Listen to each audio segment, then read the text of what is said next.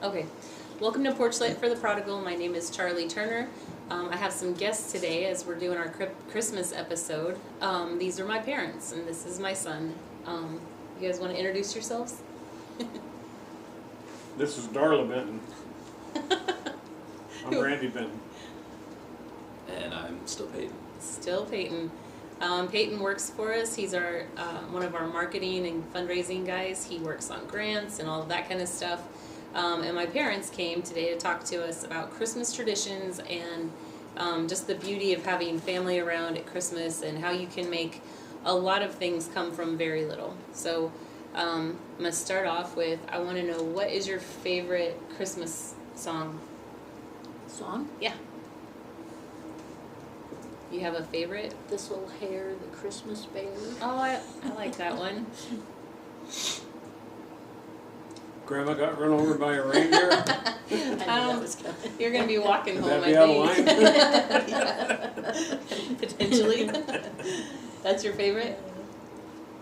I guess it would be New Kid in Town by Keith Whitley. Oh, yeah. That's a good one. I really like that one. How about you? Carol of the Bells or Oh Holy Night. Mm. I like both of those. Mm-hmm. I don't know the name of it, but I like the one you sing about the orphan girl named Maria. Oh, no, it's called The, Maria. the Mockingbird song, or whatever that one is. I really like that That's a one. good one. So, Garth Brooks. yeah, is that what it is? I like that one.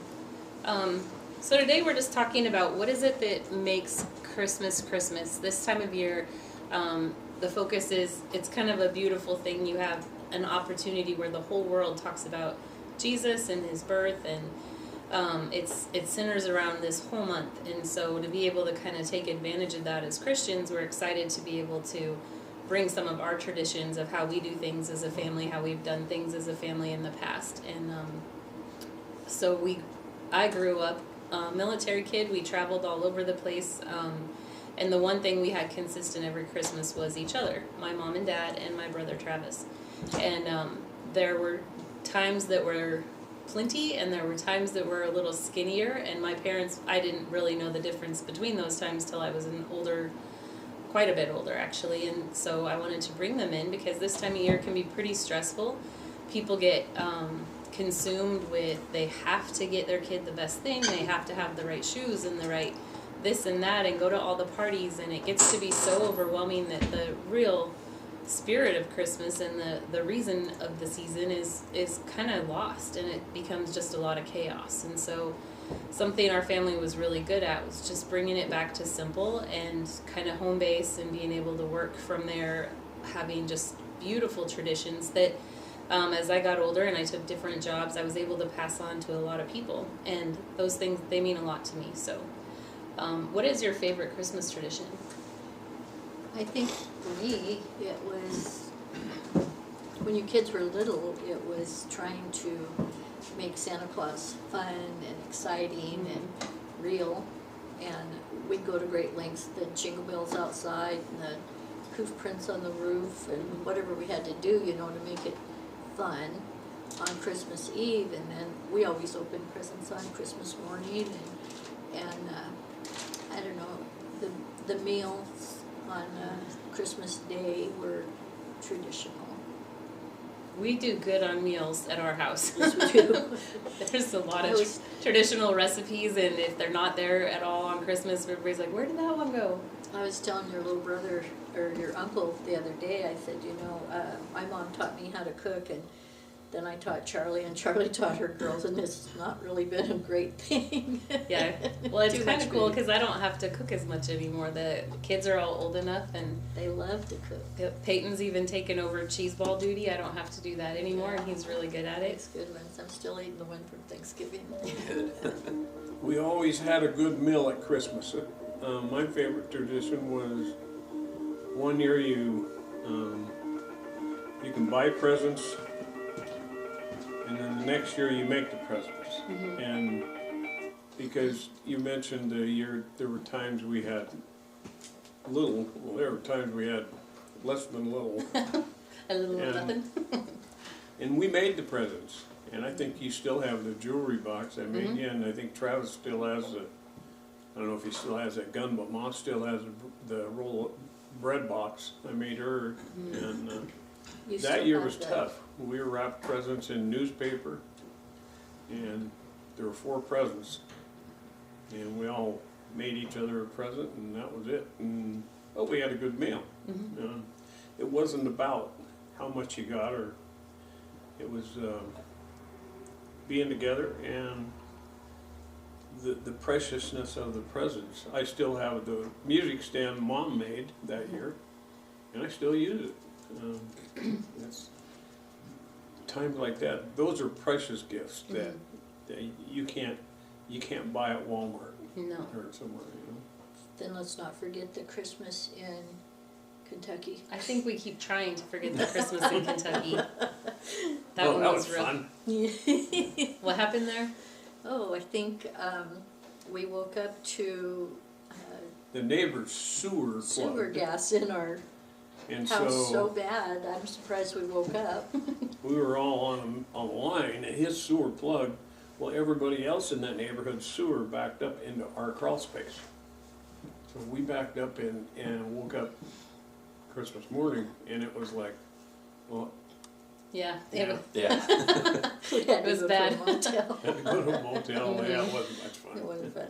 No, that they said we were lucky we woke up at all because there was so It much was so got bad. in our house. So It was really that bad. wasn't a super fun one. And that those Christmases do happen sometimes. They do. But we made it good. It was fun. You got to go home. Yeah. The Christmas that we're talking about where we made the presents, I was about 6. 6. I think I was in the 1st grade. And when I think about that Christmas, I have no memories of it being hard. I remember the jewelry box that they made me still sits on my dresser. I've had it since I was 6 years old. And I remember the excitement around, we felt like we were being sneaky because we didn't want to tell what the other person was making somebody. And there was an old Grange Hall in that town. Where were we? That was in Keating. Stagecoach? Yeah, Keating Keating, Stage, Oregon. Oregon. And we were like, you want to talk about the middle of nowhere, we were out there. But there was a Grange Hall we went to for a Christmas party. And I remember winning a cake at the cakewalk. And there were, Santa came with peanuts and oranges. And I remember those things. So not having stuff wasn't part of the memory as much as just the excitement that Mom and Dad really were intentional about making sure that even though looking back, they were probably so stressed out, but I didn't feel that it was just exciting and it was fun. And I think Mom probably saved for 2 months to have enough stuff to make for Christmas dinner, and it was just a really special time. So I'm very thankful for those kinds of memories. Those are the Christmases I remember most. You mentioned Grange Hall when, when we were kids, we went to the schoolhouse because there was only 20 kids in school, and they gave out oranges and fruit, some apples, but everybody got a little sack of nuts. There were unshelled nuts, and there were hard candy, the ribbon candy. There was everybody got a little sack of ribbon candy, and those were some of the best memories there are. What traditions did your families bring forward that you guys used for us? I know that some of those were a little harder. Did you guys just create them all for us as you went? I think we broke the mold. When I was a kid, they opened on Christmas Eve, and it was no big build-up, and then Christmas Day we had, a lunch or something, but I don't know. I just wanted it to be fun. I always tried to make all holidays and birthdays and all that a big deal. Not present-wise, but fun-wise, Yes. It was a surprise. It was fun. Yeah, I don't remember Christmas as a kid. I remember a couple. The funnest part was threading popcorn on a string and putting it around the tree, or making the little paper chains and putting them around a tree, and we pulled taffy. I think we did that once. Yep. And we just tried to make it fun for you guys. I remember one time we telling you had to go to bed so we could open presents the next day. Yeah. And you're supposed to go to sleep. And we went in there and you were about ready to smother your brother because Santa was coming and you didn't want him to be awake when he got there. And Seems right. Yeah. he'll go away if you're awake, so you got to go to sleep. And so, That's really funny. Yeah, I remember thinking that there were fairies and elves everywhere for a long time, but it wasn't that I believed in the fairies or elves as much and was worried about what they were going to tell you guys, as much as I thought they were watching me to see if I was going to be good or not. And then they were going to tattle on me. So it was was fun aware of it. because it's exciting. yeah. You know, it's you trigger an imagination in a child, and they'll make up the rest. And it was always fun to watch you kids' excitement Mm-hmm. Yeah. and stuff. And I've seen you pass that on to your kids. Mm-hmm. We've had some pretty good ones. What's your favorite Christmas? You have a thought of one?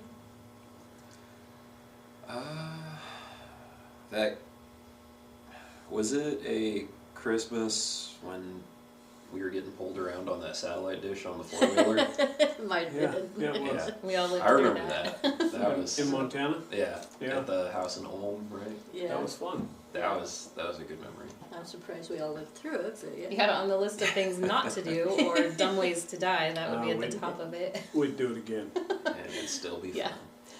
We We had could do it again. a huge Challenge satellite dish, accepted. one of those the biggest satellite dishes, and Peyton was 3, 4, 5, I had to have been.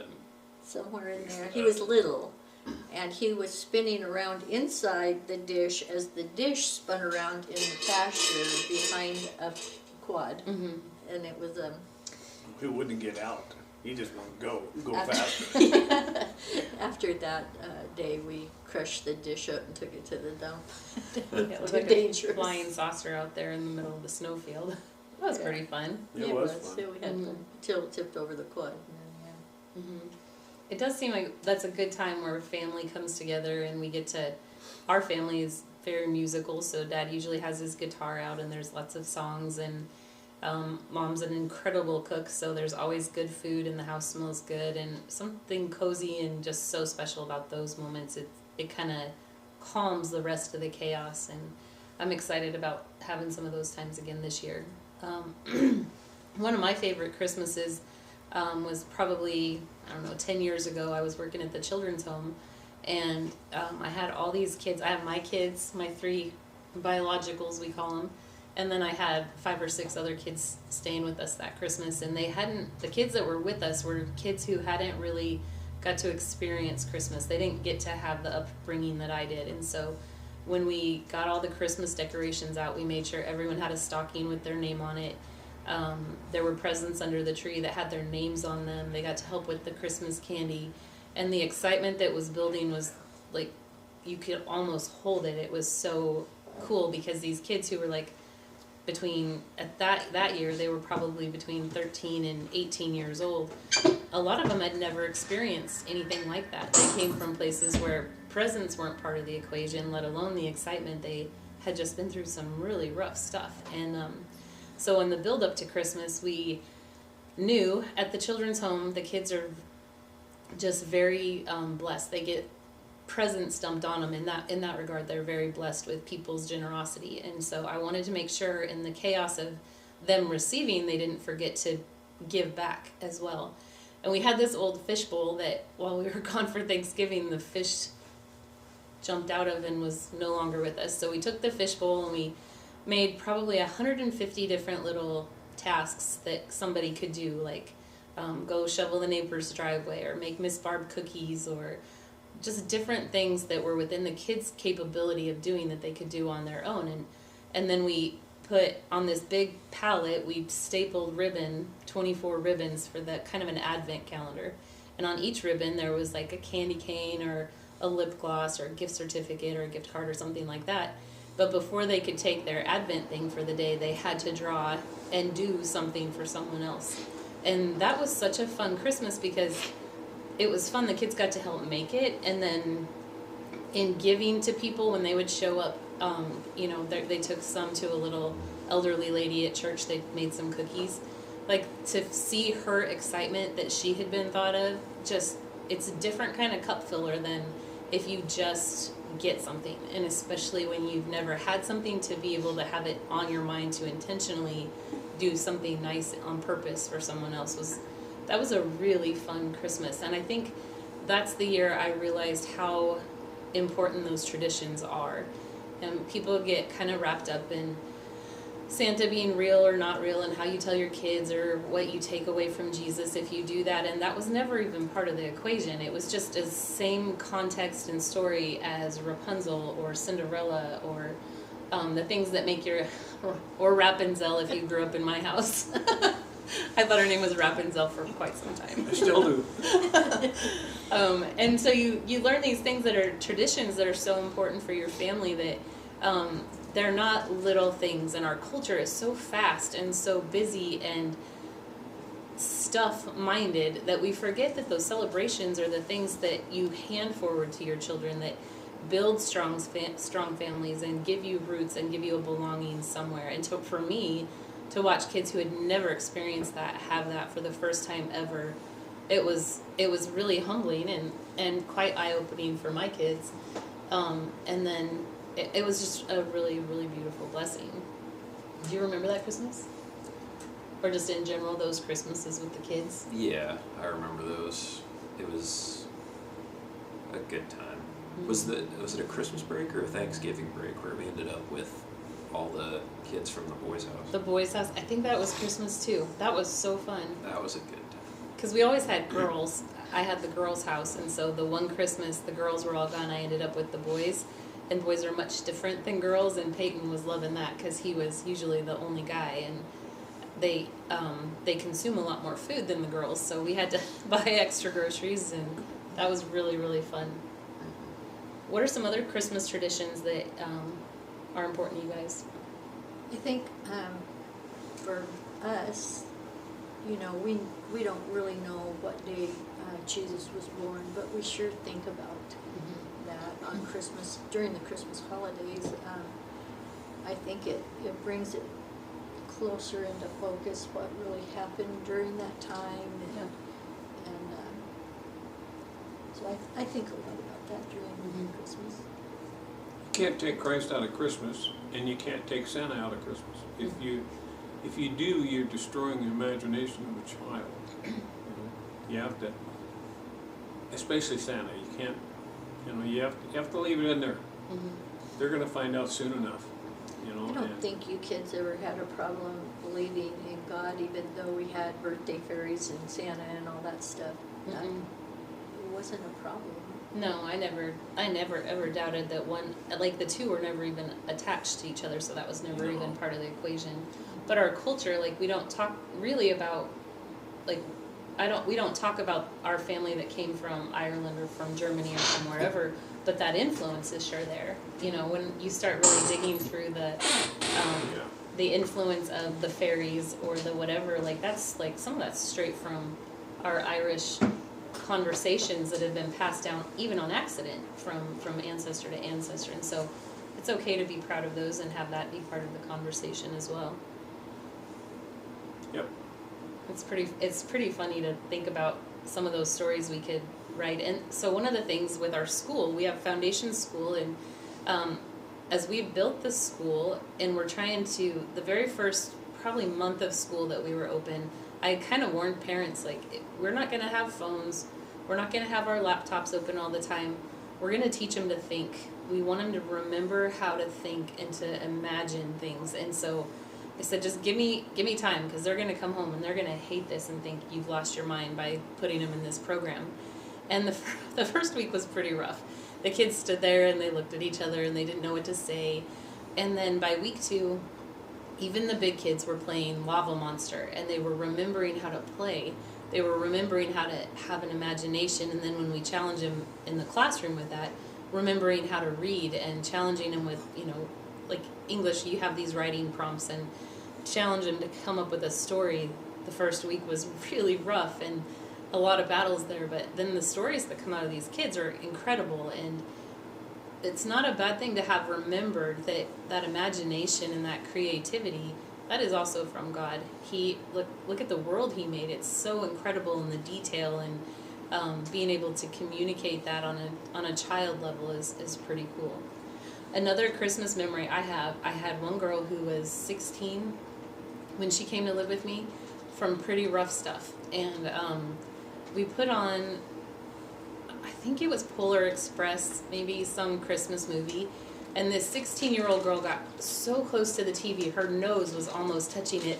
And she was just so enthralled watching it. And I thought she was kind of messing with me because she was so little and childlike, and it reminded me like of a little kid, but that's like the first time she'd even ever seen anything like that or got to experience something that was, to us, we just take it for granted. I watch Christmas movies starting in Thanksgiving on, and she'd never seen a Christmas movie. And so to see her get excited and wonder what's happening next when I'd heard the story for a million years, and you know, she was so excited to see it, and like just to see her like rooting for the good guy, and it was just really, really cute. But it's amazing what imagination is for a child.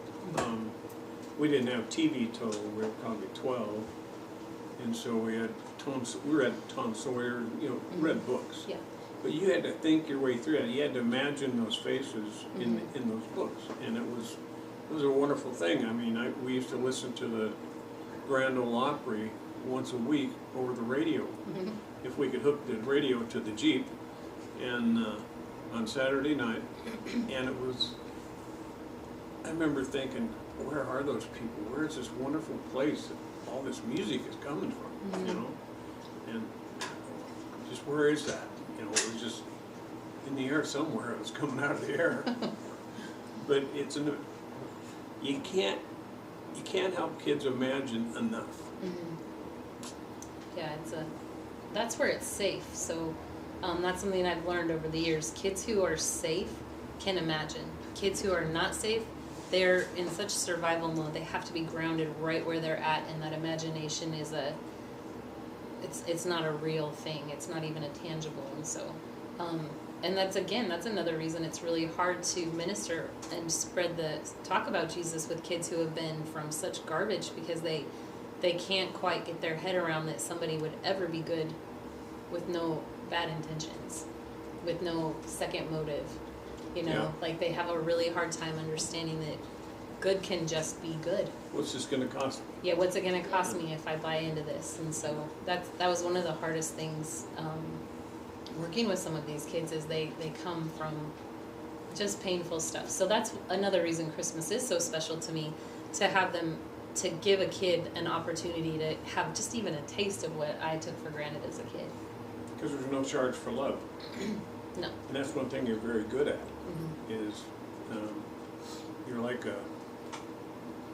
you adopt all these kids. You know? Oh. You'd take them all if you could. Well, I guess we would too. But yeah, thank God you're doing what you're doing. It's a lot of fun. Lucas sometimes is like, what are we doing? There's more children hanging out with us. What's happening? But it's good. We got to go to the Festival of Trees the Envision Center put on last week in Sandpoint, and we got our milk and cookies, and we're watching Santa Claus, and when we got up, we voted for our gingerbread house, and we know we're going to go talk to Santa Claus, and we have 3 little bonus babies with us right now, and the youngest one is 4, and she was like, everywhere we went, we were up high on the 2nd floor, and she's looking down, and she's keeping her eye on Santa Claus, and just really watching him. And when the line finally was gone, we took him down, and I mean, we travel in a tribe, so we showed up with 12 people for the picture with Santa Claus. So the photographer's like, I don't think you're all gonna fit. And I'm like, oh yeah, we're gonna fit. So we got our picture, and then we moved on to the next staged event at the Festival of Trees. And Macy's kind of pulling on my arm, and she says, can I go tell Santa one more thing? And he wasn't far away, so I said, yeah. And I look over, and Santa's kind of sitting back, and she's crawled she's got his belly, her arms around his belly, and she's looking up at him. I have no idea what she's telling him, but she has given him quite a story. And I watched him kind of go back and forth for a little bit, and then I went over and snuck a picture. It was so cute. And then when I was leaving, Mrs. Claus said, that's so cool. She said, I was so sad there wasn't any, like, that doesn't happen anymore. Like, the line for Santa wasn't really there. We didn't stand in line very long. when we left the line, we were pretty much the last ones. And I mean, it was phasing, you know, but I remember standing in line for a long time to go get my orange and my peanuts from Santa Claus when he pulled up or whatever, and tell him what I wanted for Christmas. And so I think it probably did Santa's heart better than it did Macy's, but it was so precious to watch her just. And then when we were walking away, she's like, she calls the boys her boys.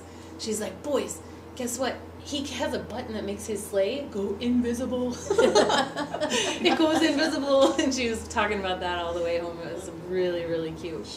She's like you were when you were a baby. And Travis, we had to peel him off our leg. You know. Yeah.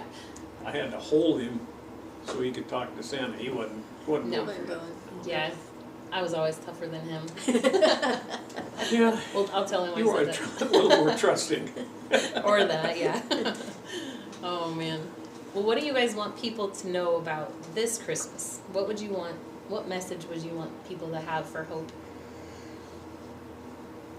I think right now with the political climate, we just need to hope that Christ will be in everybody's heart this Christmas, to make it where people that don't have him or don't know him will know what they're missing and want to be a part, and just to have the good things in life and the hope of eternity in what we have. Mm-hmm. Christ is a reason for the season. I mean, absolutely. That's it. Yep. You know, Santa Claus is a wonderful gift that parents get to play with little kids. Mm-hmm. But Christ is a reason for the season, and don't ever take him out. If you lose Christ in Christmas and in your life, you've almost lost life. Mm-hmm.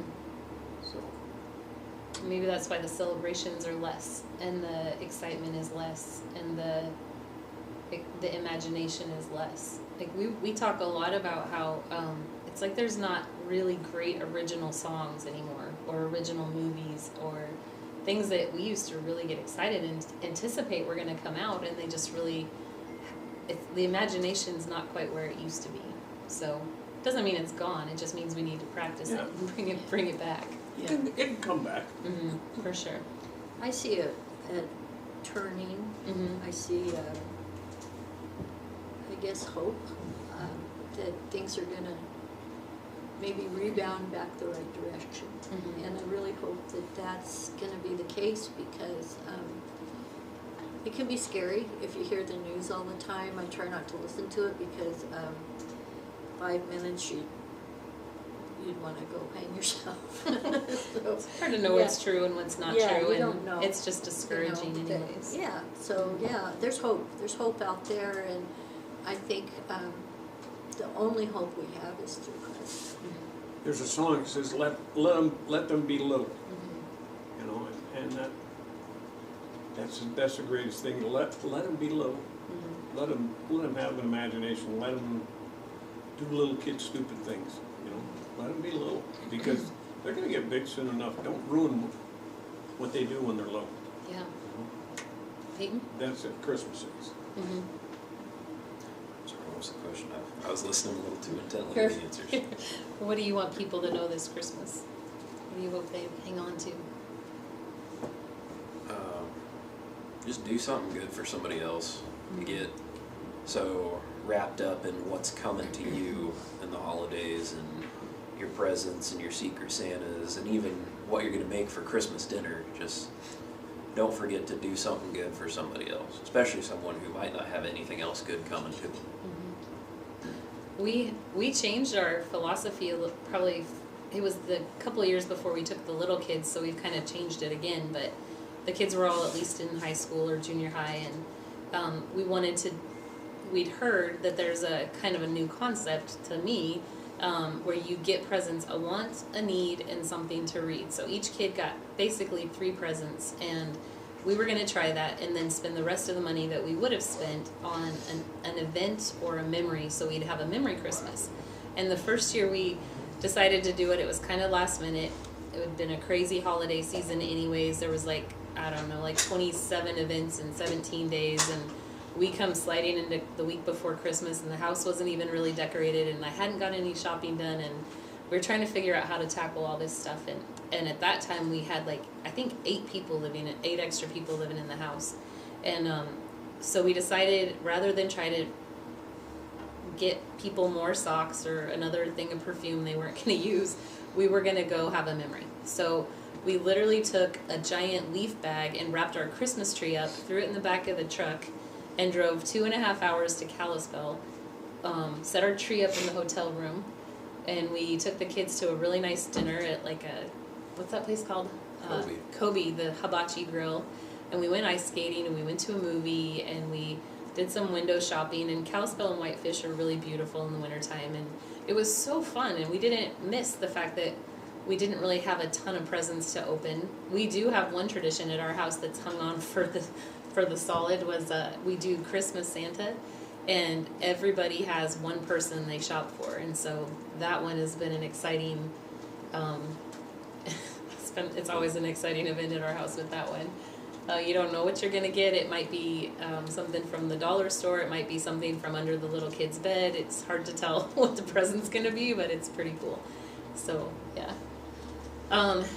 Well, I am so thankful you guys were willing to come and chat with me. Thanks for Thanks for asking. having us. Yeah, and... I always love to see the excitement in your eyes Yeah. for Christmas, because it's still there. Well, I love Christmas. You can't get past, like, the candles smell better, the food tastes better. It started snowing while we're sitting here, and it looks like a Christmas snow globe outside. The fudge isn't fattening. No, the calories don't count in December. You're fine. Drink all the eggnog you want. I got an awesome eggnog latte this morning, and that even made me happy. And you possibly get cinnamon rolls. Yeah, well, Possibly. you have a granddaughter that can cook some cinnamon rolls, Yeah, I so. do. I think he was dropping a hint there. Yeah. Pass that on. Yeah, we'll pass it on to her. But anyway, I would encourage everybody, don't forget to take a minute. This season is so important. Traditions are important. Celebrations are important. We can look through the Old Testament and see the things that God put into place so that the people would remember and celebrate and stop and take a minute. When you take those minutes, your family comes together, it shuts all that outside noise off, and you can just be a family. And I think when I talk to kids, that's what's missing.